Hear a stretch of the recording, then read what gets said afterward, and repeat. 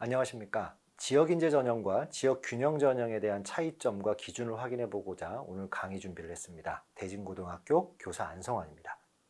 대체적으로 학부모님들이 많이 알고 계시는 부분은 위주 전형에 대한 분류 기준을 많이 알고 계십니다. 학생부 위주 교과, 학생부 위주 종합, 논술 위주, 정시 위주 정도는 알고 계신데, 이 네 가지 전형 가운데 학생부 교과 전형의 전반적인 어떤 특징들을 미리 좀 설명을 드리자면, 교과 전형은 교과 성적을 기반으로 해서 물론 이제 대학별로 반영 방법이 매우 차이가 있습니다. 그렇기 때문에 대학별 교과 전형을 쓰려면 환산점으로까지 끝까지 확인하는 것이 매우 중요합니다. 어머님들 기억하시는 것처럼 어디가에 발표했듯이 2.3이 붙고 2.4가 떨어지고 이런 개념이 아닙니다. 이것은 부모님들이 조금 더 쉽게 이해하기 위해서 반영된 교과를 등급으로 환산해 준 것뿐이지 그게 절대적인 어떤 교과 등급이 될 수가 없다. 같은 2.4여도 환산점의 차이가 나는 것이 학생부 교과 전형이다라고 이해하셔야 될 것 같고요. 교과 전형은 대체적으로 수능 최저학력 기준을 넣느냐 안 넣느냐로 구별이 되기도 하고, 일부 대학에서는 심지어 서류 평가를, 즉 종합 전형처럼 정성적인 부분의 평가를 넣기도 합니다. 따라서 교과 전형이라고 하는 것의 가장 큰 핵심은 교과 성적의 유불리, 수능 최저학력 기준에서의 유불리, 그리고 정성평가에서 얼마만큼 평가를 받을 수 있는가를 고려하는 전형이다 라고 생각하셔야 될 텐데, 문제가 뭐냐면 지역인재 전형과 지역균형 전형을 무지하게 헷갈리고 계시다라는 겁니다. 그래서 이 시간의 목적은 지역인재 전형이 어떤 의미에서 나왔고 지역균형 전형이 어떤 차이점이 있는가를 한번 살펴볼 텐데요. 근거와 목적을 살펴보면 두 전형의 차이점을 확연하게 이해하실 수 있는데요. 지역인재 전형은 말 그대로 지역의 인재를 육성하기 위한 전형입니다. 즉 지역 인재가 수도권으로 이탈을 방지하기 위한 전형이고, 근거법 또한 지방대학 및 지역균형인재 육성에 관한 법률입니다.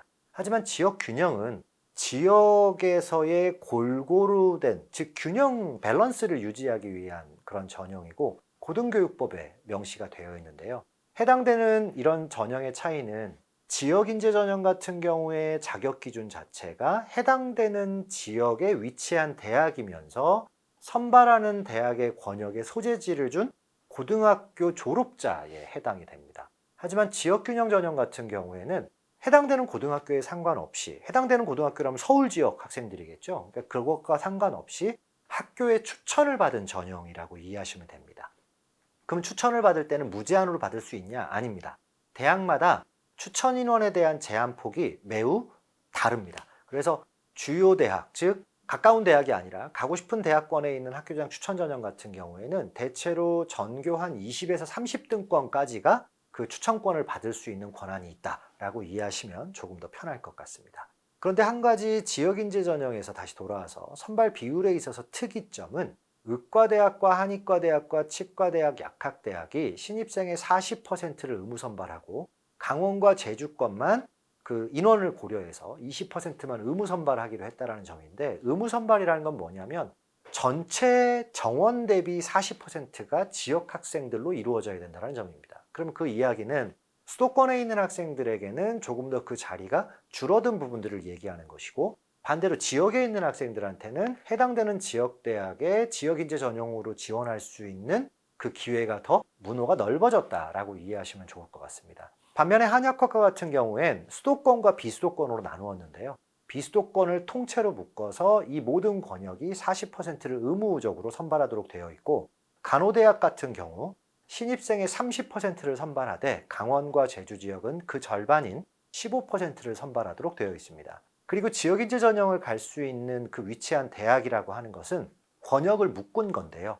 충청, 호남, 그리고 대구, 경북, 그리고 부울경, 강원권으로 묶은 형태, 제주권까지의 그 형태를 말하는 거고요. 이 전형은 아까 말씀드렸지만 선발대학의 권역의 소재지를 준 고등학교 졸업자에 한정되어 있다. 둘 다 교과 전형이다 라고 하는 점입니다. 특징으로 살펴보자면 지역인재 전형 같은 경우 일반 전형과 지역인재의 중복 접수가 가능한 경우가 제법 있습니다. 그래서 해마다 그 눈치 경쟁이 매우 치열하고 그때그때마다 약간 사뭇 다른 형태들의 입결을 보이기도 한다는 점.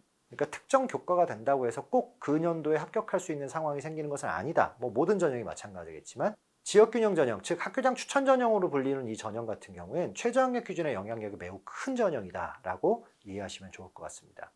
자, 지역인재 전형은 결국에 해당되는 학생들이 얼마만큼 그 지역에서 갈 수 있느냐 없느냐를 결정하는 거라면, 지역균형 전형은 조금 더 복잡한 모습일 수 있기 때문에 주로 지역균형에 대한 그 내용을 한번 살펴볼 건데요. 아까 설명드렸던 대로 졸업 예정자나 재수생까지 다 포함하는 거지만 추천 인원의 제한 여부가 대학마다 조금씩 다르다라고 하는 점, 그리고 이 해당되는 내용들은 거의 전교 30등권 정도까지가 해당이 된다라고 하는 거고요. 거의 대부분의 학생들이 2점대 후반 정도까지가 중앙대나 아니면 요 12개 대학 정도의 학교장 추천 전형을 받는 형태의 성적이 아닐까라고 추정을 하고 있습니다. 전형 방법에 있어서 가장 중요한 게 수능 최저학력 기준 부분을 이해하셔야 되는데, 전에도 교과 수능에 대한 밸런스를 제가 설명한 바 있지요. 근데 여기서 최저학력 기준에 대한 부분을 한번 짚고 가자면 4개 영역의 합을 기준으로 한번 설명해 보겠습니다. 화면 상단에 있는 16이라고 하는 것은 4444를 의미하게 되죠. 4444라고 하는 것은 가장 유리한 전형 2개를 뽑으면 그 조합이 합이 8이 되는 겁니다. 사실은 이 라인업이 가장 많은 최저학력 기준이 지역거점 국립대학입니다. 그리고 16이라고 하는 것의 의미는 정시에서 지역거점 국립대학을 그 틀린 개수에서 보셨잖아요. 갈 수 있는 4.1등급 이내의 평균적인 등급을 의미하게 되는 거고요. 12에서 14는 약간 복잡한데 24개 대학과 15개 대학이 섞여 있는 존이라고 생각하시면 됩니다. 12라고 하면 3333이고 14라고 하면 3434의 조합인데, 가장 유리한 것 2과목을 뽑게 되면 합이 6등급이 나오게 됩니다. 통상 24개 대학 존 정도에서, 즉 광운대는 최저학력 기준이 없지만 나머지 다른 여타 대학에서의 최저학력 기준이 있는 대학이 2개의 3등급을 요구하는 케이스가 많다라고 이해하시면 되겠고, 실제 정시에서도 14면 24개 대학, 10이면 15개 대학을 충분히 건대 정도 사이즈의 대학들을 갈 수 있는 정시 성적이라고 생각하시면 될 것 같고요. 10은 2323 등급이 에버리지가 되는데, 여기가 이제 해당되는 학교장 추천 전형의 최저학력 기준의 폭인데요. 3개를 합치게 되면 3합 7이 뜨게 되죠. 3합 7이 되게 되면 거의 대부분의 교과 전형에서, 지금 고대 같은 경우도 3개 합 7로 요구를 했고요. 2개 합 5 같은 경우에 탐구를 하나만 반영하게 되면 6 아니면 5가 뜰 수도 있지 않습니까? 이렇게 해석이 가능한 부분이 있다. 그래서 10 정도가 된다라고 하면 건홍동 수준을 정시해서 충분히 갈 수 있는데, 그렇다면 수시에서의 최저학력 기준은 3합 7 정도의 라인업을 생각했을 때 2~3개도 맞출 수 있는 상황이 되므로 정시보다 딱 한 단계 높은 형태의 최저학력 기준의 요구사항이다라고 생각하시면 좋을 것 같습니다. 그런 맥락에서 지역균형 실시대학에서 아까 보셨지만 수능 최저학력 기준이 적용되는 부분이 서울에서 20개 대학이나 된다라고 하는 거. 그래서 선발 규모가 증가하고 있지만 서울 시내 주요 대학으로 들어가기 위해선 최저학력 기준의 문턱을 넘어야 된다. 그럼 결국에 학교장 추천 전형을 받아서 가려고 하는 학생들은 단순하게 교과 성적만 좋아가지고 되는 것이 아니라 수능 최저학력 기준의 문턱을 다시 한번 넘어야 되는 난관점이 있게 된다. 그럼 이것은 원서에 있어서 다시 설명하면 5번과 6번이 되기 힘든 상황이 될 수도 있다라고 하는 점이죠. 그렇기 때문에 수능 공부를 교과만 가지고서 하는 것이 아니라 꾸준하게 할 필요가 있다라고 설명을 드리는 거고요. 지역균형에 대한 분류를 추천인원 제한과 수능 최저학력 기준 적용 여부로 한번 분류를 해보면 24 기준으로 연대, 한양대, 이화여대, 건대는 최저를 미적용합니다. 하지만 25부터 한양대는 최저를 적용하는 대학으로 바뀌게 되죠. 그랬을 때 여러분들이 꼭 명심하셔야 될 건 최저학력 기준과 교과 성적의 입결은 항상 반비례 관계에 있다는 사실을 염두에 두셔야 됩니다.